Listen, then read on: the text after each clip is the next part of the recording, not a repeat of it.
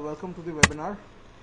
The main intent of having today's session is to try and help you understand between different chatting mechanisms and how they work.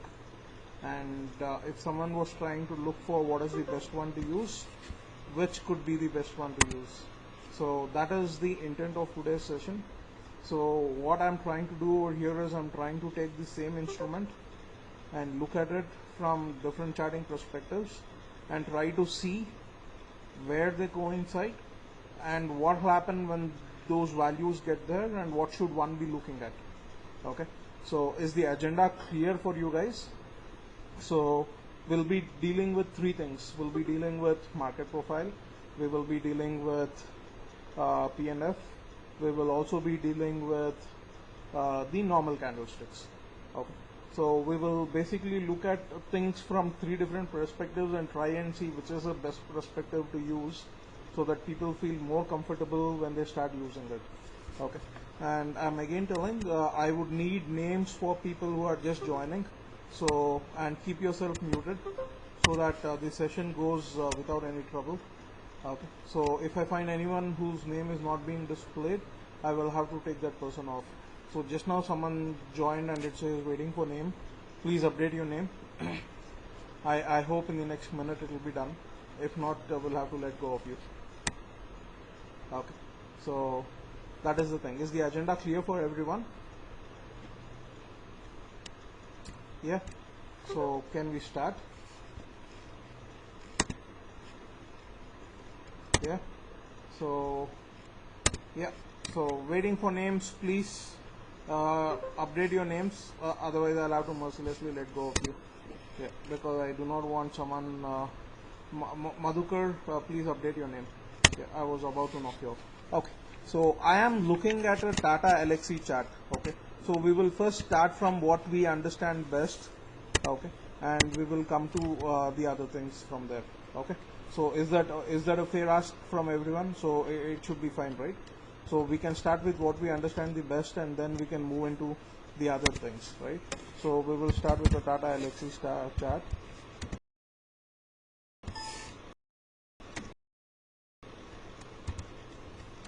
Just a minute.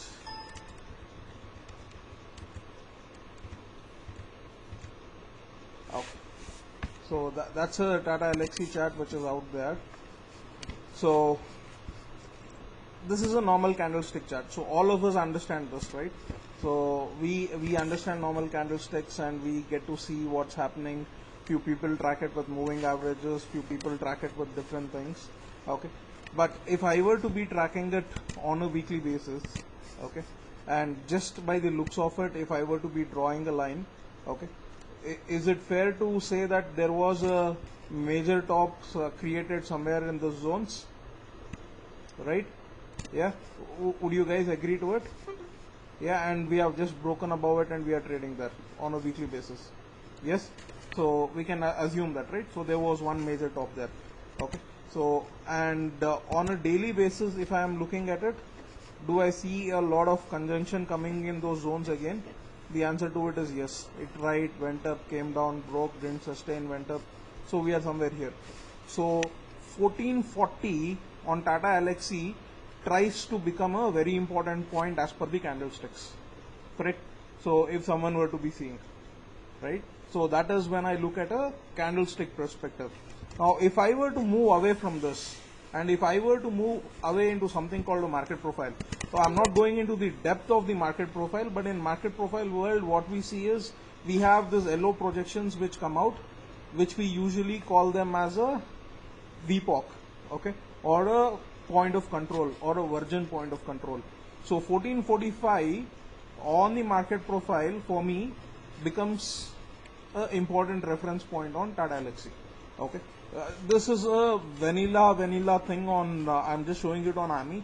I'm not even getting into the depths of MP over here. That is not the intent of it. Okay, so on it, it is there. So 1445 is a important resistor, is important supports on it. Okay, if I were to be looking at it from a point and figure perspective, yes, 1445 is the level shown by the chart itself. Okay, So that is my VPOC which has not been probed out. Okay, correct Vaibhav. So that is the thing. Okay. So and if I were to be looking at it from a point and figure perspective, okay, I have two lows over here which become very important for me. Okay, and if I am plotting a trend line, it comes from the trend line. Okay, so this low over here, you can make it out over here. Okay, is very important because that low 1433 on the point and figure 0.25% chart says that low is very important. Okay, 1433 very important as per point and figure. 1445 is a very crucial support as per MP. Okay, and 1439 or 1440 very important figure as per my candlestick.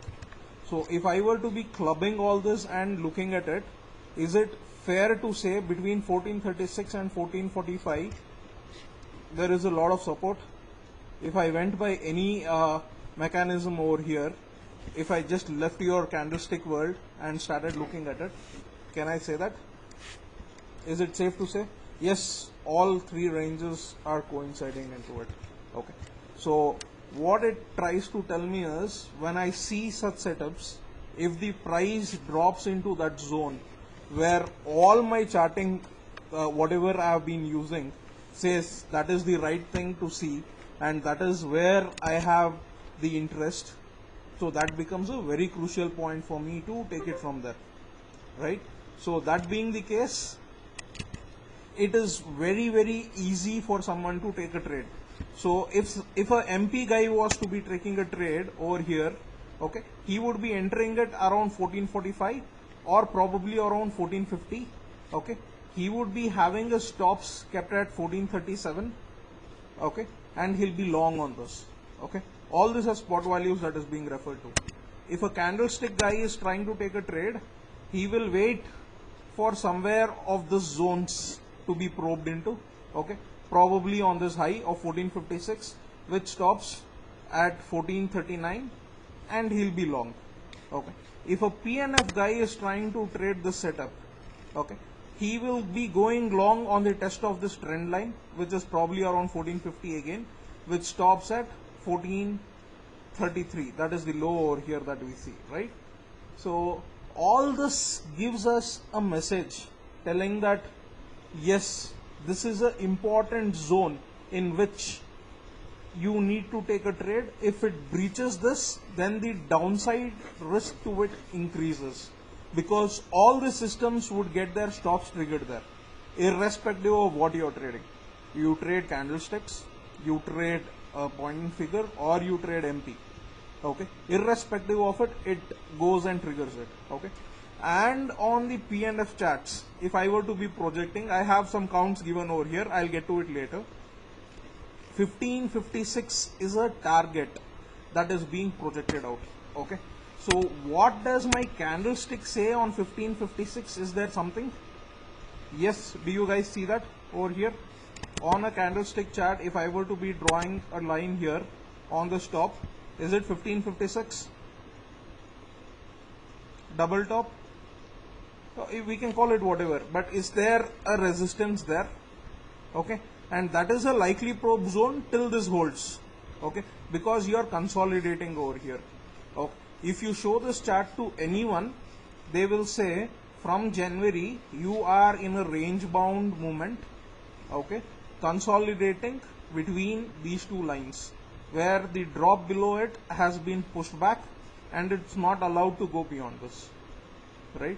So a long-term consolidation, audio issue hai ji, under spike we can say. Okay, we will come to the spikes and other things. Okay, someone says there is an audio issue. Is my audio audible to everyone?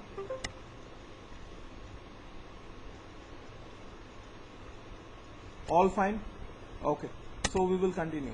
So Tata Elxsi is in a long-term consolidation. Do you guys agree to it? 3 months in a range, right? So do you guys agree to it? Yes, 3-month consolidation is going on. So a break of this range, either directions, is going to be a big move. You guys agree to it? Yes. So on 17th March there was volume, there was price action, both. Yeah. Yes. Okay. And on 19th January the same thing. There was price action, there was volume action, right?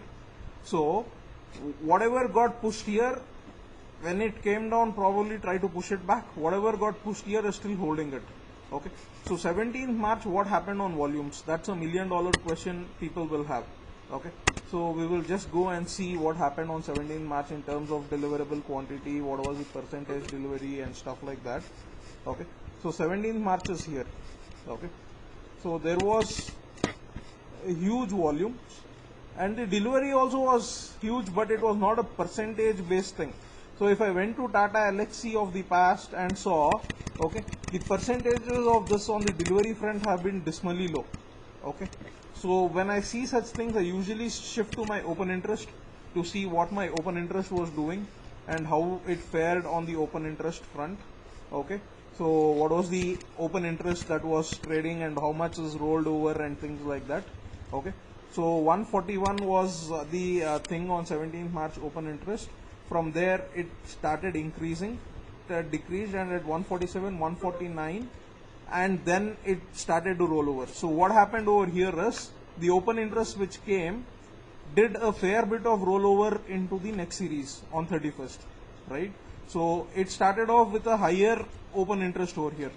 So what happened over here is there were definitely, whatever was the scenario over here, if there were shorts, the shorts are trapped, they are sitting above it. Shorts wouldn't have rolled over. If shorts have rolled over, then we know that a break of this range would lead to further devastation of the stocks because shorts came by. If the shorts are trapped and if it starts moving up, we definitely know that the stock is going to have a short trap and it's going to bounce up. Okay. So if I move into my point and figure and if I move into a different world, do I see multiple tops here on the 1% chart?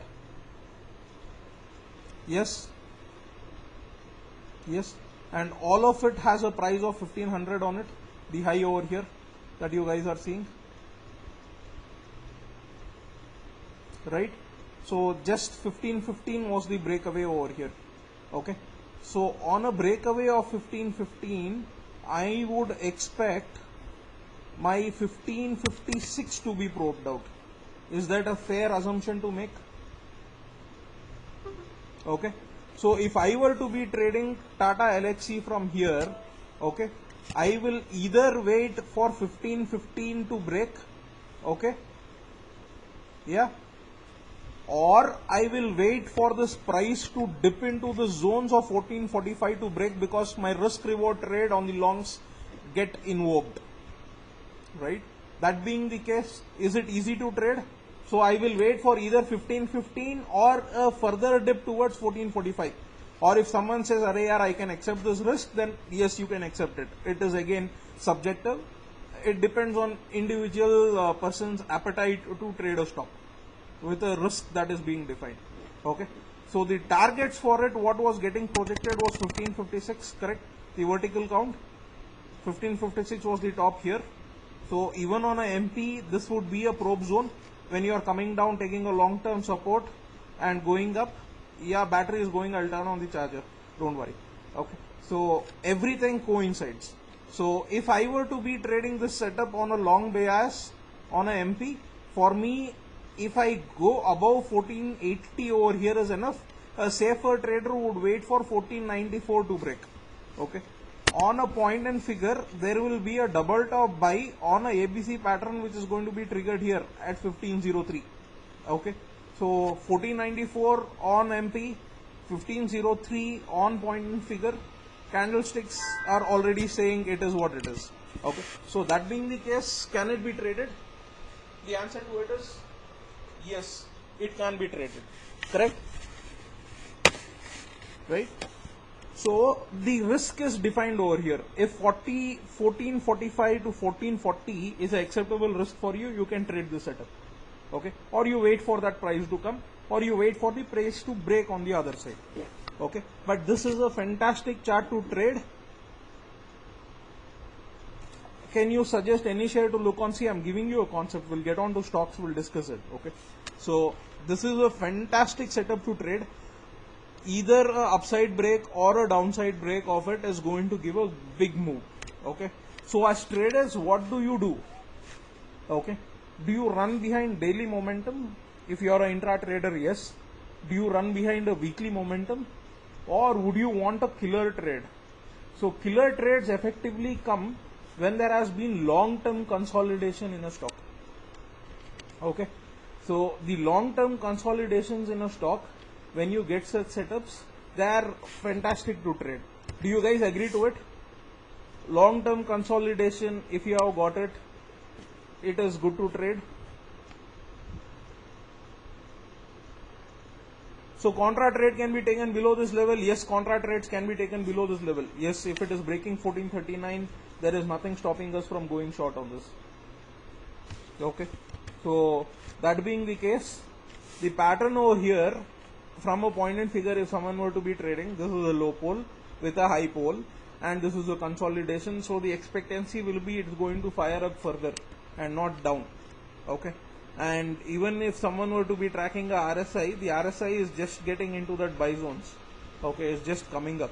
So the chances of it going up from here is much more compared to coming down on a longer term frame. Okay, on a shorter term frame, yes, there might be some pain. So that is why I said if it came down to 1440 zones, it becomes a fantastic buy. Okay, so that is the understanding towards it. So 1% chart shows a triple top, 3% chart shows it's trying to go up. It's going to give a buy above this level of 1484. So 3% of 1484 is again coming to 1500 change. Okay, and this is going to give a crossover the RSI below. Okay, so the probability of it trying to move up is much more higher here than it trying to move down. So on such setups, you got to see if that lows can be bought when it comes down. Okay, because this is a big move, a big anchor which is sitting here. Okay, and when it is trying to move from here, it's going to move big. Okay, so what I was trying to explain here is, irrespective of your charting that you are using, if you have your fundas set right, you will have almost the same targets, you will have almost the same stops. Okay, you will have almost the same entry points. Your targets will also be almost the same. Okay, so charting does not define a stock. It is the person behind the chart who is sitting and analyzing it that defines the stock, the way in which they trade it. Okay, so I always keep telling it, people see in chart what they have in their minds. Okay, irrespective of what charting you use. Okay, be it a candlestick, be it a MP, be it a PNF, if you have your fundas right, if you are doing your analysis right, everything has its own analysis, everything has its own principles, everything has its own funda, right? So all these things have been put in place over a period of time. It just did not fall off the air. Some people have thought through it, people have seen it, people have tried it, tested it, and then come up with rules. If I am trading this system on this charting, this is how it's going to work. Okay, so it is the concept of you trying to have different religions and trying to find the eternal peace. You can follow any religion, but the path is the same. It is the same thing here. You can follow any charting, you can follow any technique, but the end results, the stop losses, the entry points, the exit points, they will all almost be the same. If they are not the same, then you are doing something wrong. Okay, yeah, so we as traders, okay, since many of us are still in the nascent stage and we are trying to learn things here, okay, do we get our entries and exits always right in any stock? The answer to this is probably 20% of the time we get it, and that too 20% of the time it might be through luck or because someone said, right? So the thing is, if you have multiple theories to support you or multiple charts to support you and multiple views to support you, that trade usually works, because market is made up of market participants, right? So participants' behavior is they might be using different systems. So if all the systems are converging into one target, one stop loss, one entry point, one exit point, means irrespective of what someone is trying to follow, that trade setup is going to work, because all of them are probably telling the same thing. Okay, so that is the reason I always suggest people to try and look at charts at least from two systems, if not from one system. Okay, because it gives you more refined entries and exits and better stops, and it allows you to track the stock better. Right? Is this concept sinking into people? Okay, the intent of this session is not to try and teach people what charting to use, but the intent of this session is to try and tell people, if you use any charting or any mechanism, irrespective of what you use, the entry and exit, if you're doing it right, is always the same things. If not, you're doing it wrong. Means, if I start seeing something on MP and if it is not matching with my candlesticks or my P and F, then I go back and see, okay, I am doing this wrong on that system, because I have a core expertise in one system for which I spent a lot of years to understand, okay, how it works and why it works that way. When I am having that, if I am looking at another system, I always try and see if the views are gelling. If not, I try and see where am I erring on that system. Okay, or where is that trade likely probably to break off, or I am looking at my own stronghold in a different perspective and I am missing something. So it alerts me. Okay, it gives me an alert telling that, Bob, you're doing something wrong here. Yes, you always need to take a different perspective for a confirmation, because a third eye always helps, is what people say, right? So if someone is always looking into what you're trying to do and trying to guide you, you tend to do better. So in markets, it's very difficult to get people to guide, right? So that being the case, you use different platforms that help you guide yourself. Means it sets you off, right? Telling you're doing something right and you're doing something wrong somewhere. So if both of them are gelling, it tells you, boss, you're doing something right. Then this setup is probably worth taking the trade. And when you get such kind of setups, your lot quantity or your trade quantity increases substantially, because your confidence on the trade is that high. Okay, and markets, when you are confident, you need to hit it hard, because if all the systems are converging, then what is the risk? The risk is very well defined, right? There is nothing to lose. So that was the perspective that I wanted to give to people, because it so happened that I have always been dealing with MP all my life, and then there came P and F, which fascinated me, of course. So I went and propagated it. People started using it, people started liking it, but then again people started asking questions, should I use MP or should I use P and F? So I thought I'll have a session in which I'll probably record and upload and tell people, whether you use MP, whether you use candlesticks, or whether you use P and F, as long as you have your fundas right, as long as you know where your entry and exits are based on what you have been using all your life, you will still tend to do good. The point of having this session is to say that no system is supreme or no system is dumb. All systems are supreme and all systems are dumb. It depends on the person on the other side who is trying to use it, right? So a Ferrari given to a person who does not understand how to drive is as good as a bullock cart. A bullock cart given to a Ferrari driver is again the same thing. So doesn't make any sense. So that is how it is. So understand your systems, trade your systems, don't jump into other systems because someone is talking about it and you're finding it nice. Okay, all systems have their flaws, all systems have their setbacks, all systems have their positives.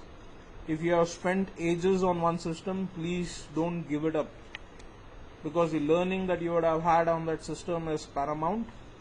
The other new system cannot substantiate for it. You can only use it as a confirmation, but you always trade your primary system with which you have been comfortable.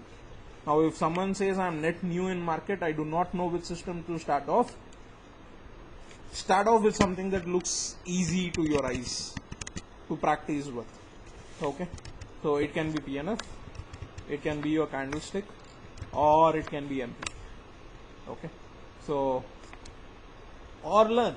Yeah, you need to definitely learn, but on what platform would you learn? So that is the question, right? So if someone says I'm net new home, I do not know on which I need to start learning, I'll tell you, you evaluate all the charts, whichever looks the easiest, pick it and go with it. Okay, so that is the whole motive behind why I wanted to have this session, because trades are coming, trades are working, all that is fine, but which system to use has become a lot of question for a lot of people these days. Priyam is trying to tell something. Sir, when I joined, what, Priyam? Go ahead, unmute and talk, Priyam. That's fine.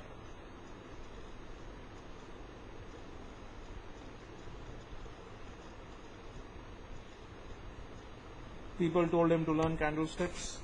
Okay. Go ahead, yaar, baat kar. I'm unmuting you. Go ahead, talk. Go ahead, talk. I've unmuted you. Go ahead, talk.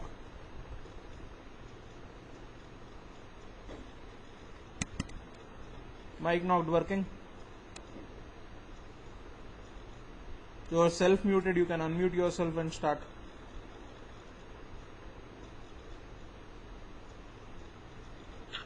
Hello. Yes, Priyam, go on. Yes, sir. Just telling that when I entered into technical analysis, people told me to follow candlestick pattern. Though that time line was easy for me to understand. Bar was more easy. But when I compare bar and line, in terms of that, candlestick was far harder for me as compared to line. But still people told me that candlestick is the future. So if you are entering into this field, you have fresh mind. So better start with the best thing which is gonna help you in future. So that's my question. Like if someone is new and entering in PNF and market profile and candlestick, so in these three charts, which will be the futuristic chart for us? You have that question, is it? Okay, that is a question you need an answer to. Okay, I'll tell you. See, the thing is, good question. Yes, Vaibhav, it's a nice question, right? So let me answer that. Okay, candlesticks is ancient, so is PNF. Okay, market profile is something which someone thought is the nice way to interpret charts, and they brought it to the table. Okay, so if you ask me being a market profile guy, I would always vouch for market profile, because for me volume with price action is paramount. I cannot ignore either. Okay, if I went with PNF does not have anything to it. It's pure price. Okay, you just see price and then go with it. Okay, that is PNF for you. So it is 100% price action system, which has been ancient in nature, and now people have started using it because few people started talking about it. Okay, and which is good. So I am a part of it, and I like the way the charts get presented on PNF. Okay, but I cannot ignore volume, because volume for me speaks a ton. Okay, so yes, I will throw light on both MP and PNF for 2 minutes. I will discuss it in a little more depth than the candlesticks. Will do that. That is a part of the intent of the session as well. Okay, so for me the volumes speak paramount with price action. So I cannot let go of volume. On PNF I don't consider volume. So that charting for me, though it is good, though I use it, it has always been secondary to me. So I always stick with MP because I have been using MP, I have been accustomed to it, and can't we see volume in candle? Yes, you can see volume in candle. So that's what I told, right? So I started off, you use volume in candle, you can use volume in candle. Okay, but in candle what happens for me is I don't see the finer details inside. Okay, what happened at that particular price? Okay, that becomes a tick level data. Okay, but MP gives me that kind of thing. Okay, that is what our VPOC stands for. Okay, Virgin POC, point of control. Can everyone hear me? Sanjay says he cannot hear me.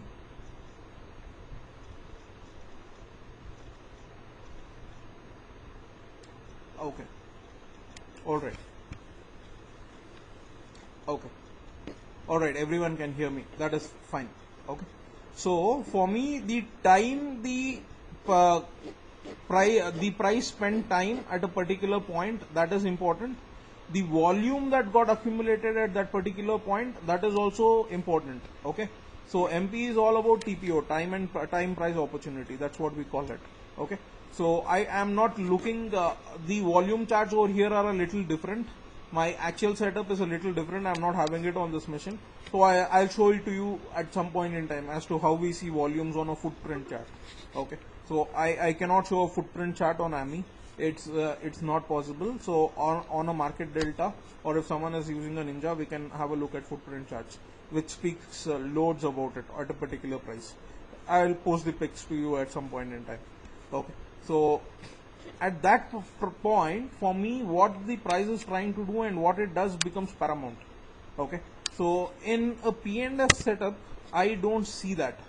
Okay. I just see price. It's pure price. If someone talks about pure price action system, I haven't seen a better system than PNF till date. Okay. So on a 0.25% chart, what I'm trying to see over here is for every 0.25% move, there is one X or there is one O that is plotted. Okay. If you zoom in further to it, this is a O or a X that is getting plotted. Okay. With a reversal box size. Okay. We'll not get into too much details, but for every 0.25% there is one X that is created, or for every 0.25% move in the other side after 3 boxes there is a O that is created. Means for 0.75% after that there is a O plotting that starts. Okay. X and O, X means a vertical movement upwards, O means a vertical movement in the other side. X for now you can treat it as positives and O you can treat it as negatives. Okay. So whenever you see a red dot, it means the price is falling and that plotting is happening. Means the price started moving 0.25% in the other side when I'm plotting a 0.25% chart. Okay. So that is how it is been, and the patterns is what people use OPNF for. Okay. So this has been a solid move. So till it retraces at least 50% of this, even with your Fibonacci concepts, this is trying to be bullish here yet. Okay. So that is how it looks. So in that way, PNF does not give you insights into volumes, which my MP charts give, not on this setup but on a different setup. Okay. But your VPOC, okay, your volume, your virgin point of control that is there, that is the place where the auction spent the maximum time before it took off, and after that it has not revisited it. Means it becomes paramount, it becomes very important. Okay. So here 1445 is very important from a MP perspective. Okay. And from your candlesticks and everything perspective, we saw that 1430 to 1445 is a very important zone. Okay. So as a MP guy, it's important, and I know there was volume action there. Okay. So if I went into my candlestick chart over here, 1445 price got probed somewhere here, right? Where is 1445?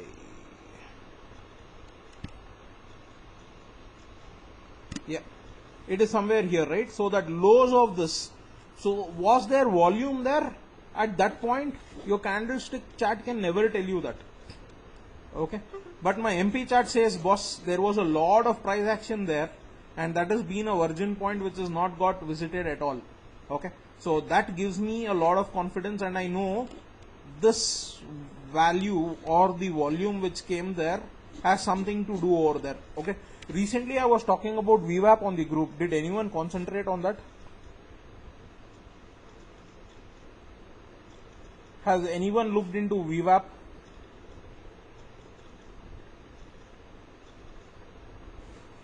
Guys, I'm asking a question.